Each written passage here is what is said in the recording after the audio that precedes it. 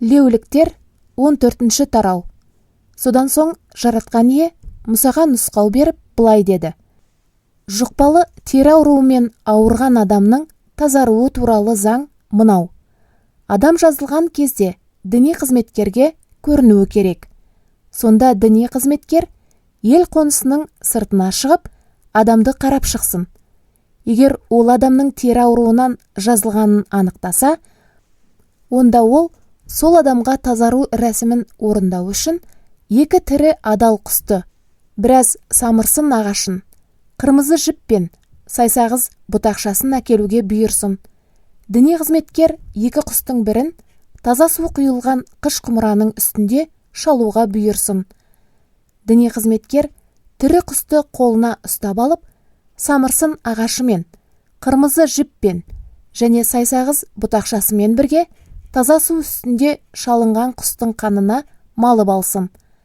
Діни қызметкер жұқпалы тері ауруынан тазару рәсімінен өтіп жатқан адамға қанды 7 рет бүрксін.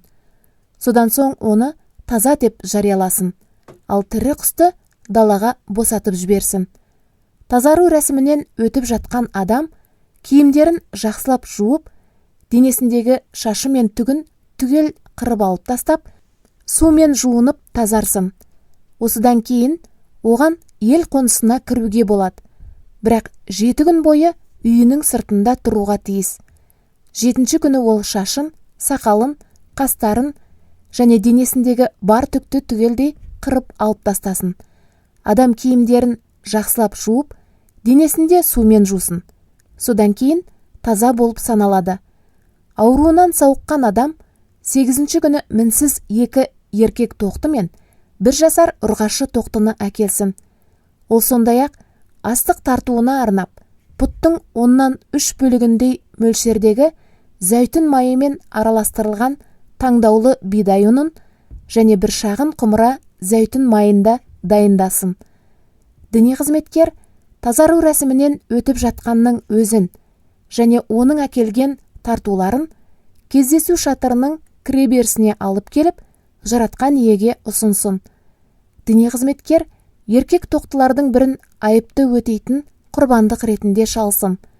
1 шағын құмыра зәйтүн майында алып, бәрін жаратқан иенің алдында әрі-бері тербеп ұсынсын.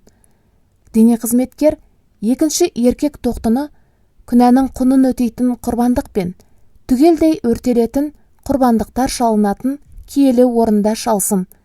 Күнәнің құнын өтейтін құрбандық сияқты, айыпты өтейтін құрбандық та діни қызметкерге тиісті. Ол жаратқан иеге бағышталған ерекше киелі. Бұдан кейін діни қызметкер айыпты өтейтін құрбандықтың біраз қанын алып, тазару рәсімінен өтіп жатқан адамның оң құлағының сырғалығына, оң қолының бас бармағына және оң аяғының үлкен башпайына жақсын. Діни қызметкер зәйтүн майы құйылған шағын құмырадан біраз майды өзінің сол жақ алақанына құйып, оң қолының бір саусағын соған малып алсын да, оны жаратқан иенің алдында 7 рет бүрксін. Діни қызметкер алақанында қалған майынан тазару рәсімінен өтіп жатқан адамның оң құлағының сырғалығына, оң қолының бас бармағы мен оң аяғының үлкен башпайына жағылған қанның үстіне жақсын. Алақанындағы майдың қалған бөлігін діни қызметкер тазару рәсімінен өтіп жатқан адамның басына жақсын. Осылайша ол жаратқан иенің алдында адамды арамданған күйінен тазартады.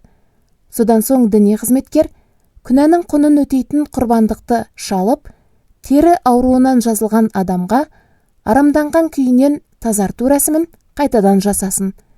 Осыны істеп болған соң, діни қызметкер түгелдей өртелетін құрбандықты шалып, оны астық тартуымен бірге құрбандық үстелінде өртеп жіберсін.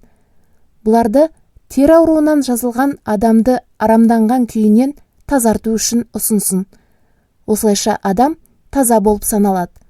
Ал егер ауруынан жазылған адам кедей болып, құрбандыққа 2 тоқты шалуға жағдайы көтермесе, ол 1 еркек тоқтыны ғана айыпты өтейтін құрбандық ретінде зәйтүн майымен араластырылған пұттың 1/10 бөлігіндей мөлшердегі таңдаулы бидай ұнын астық тартуы ретінде және бір шағын құмыра зәйтүн майын алып келсін. Айыпты өтейтін құрбандық адамды арамданған күйінен тазарту үшін әрі-бері тербеліп ұсынылады. Адам сондай-ақ өзінің әл-ауқатына қарай 2 орман кептерін немесе 2 жас көгершінді де әкелсін. Олардың біреуі күнәнің құнын өтейтін, екіншісі түгелдей өртелетін құрбандыққа шалынсын. Тазару рәсімінің 8-ші күні сол адам осылардың бәрін жаратқан иеге ұсыну үшін кездесу шатырының кіреберісіне діни қызметкерге алып келсін. Діни қызметкер айыпты өтейтін құрбандық ретінде бір тоқтыны және бір шағын құмыра зәйтүн майын алсын да, оларды жаратқан иенің алдында әрі-бері тербеп ұсынсын. Діни қызметкер бұл тоқтыны айыпты өтейтін құрбандық ретінде шалсын. Содан ол құрбандықтың біраз қанын алып, тазару рәсімінен өтіп жатқан адамның оң құлағының сырғалығына, оң қолының бас бармағына, оң аяғының үлкен башпайына жақсын.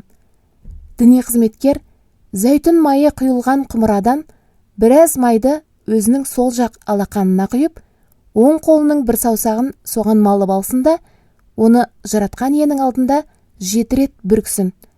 Алақанында қалған майынан тазару рәсімінен өтіп жатқан адамның оң құлағының сырғалығына, оң қолының бас бармағына, оң аяғының үлкен башпайына жағылған қанның үстіне жақсын.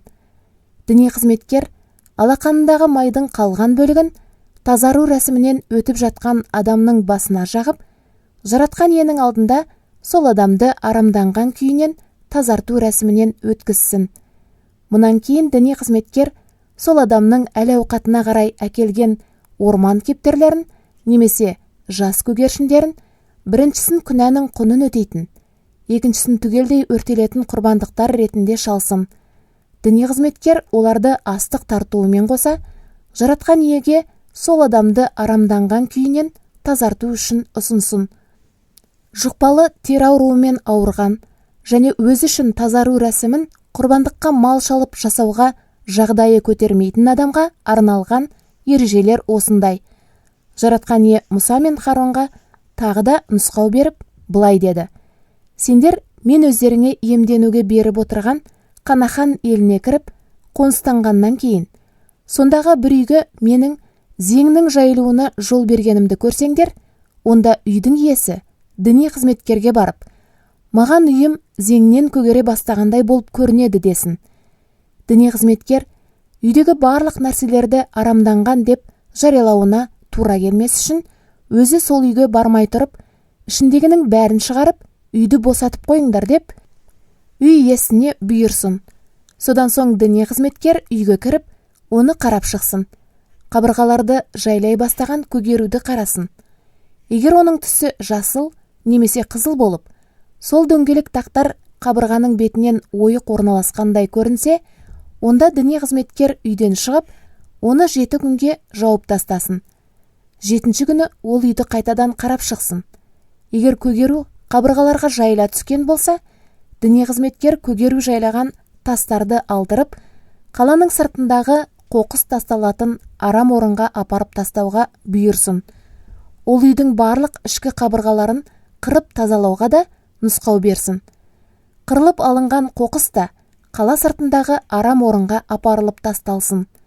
Адамдар алынып тасталған тастардың орнына басқа тастарды қалап, саз балшықтан жасалған жаңа сылақпен үйдің ішін майлап шықсын.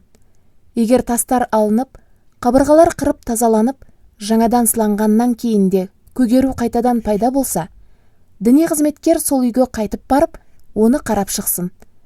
Егер көгеру үйдің ішін тағы да жайлай бастаған болса, бұл кетіруге болмайтын өте зиянды зең, демек үй арамданған. Ондай үйді бұзып тастау керек.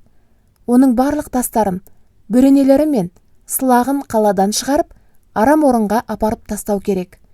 Ал діни қызметкер 7 күнге жауып тастаған үйге кірген әркім кешке дейін арамданған болады.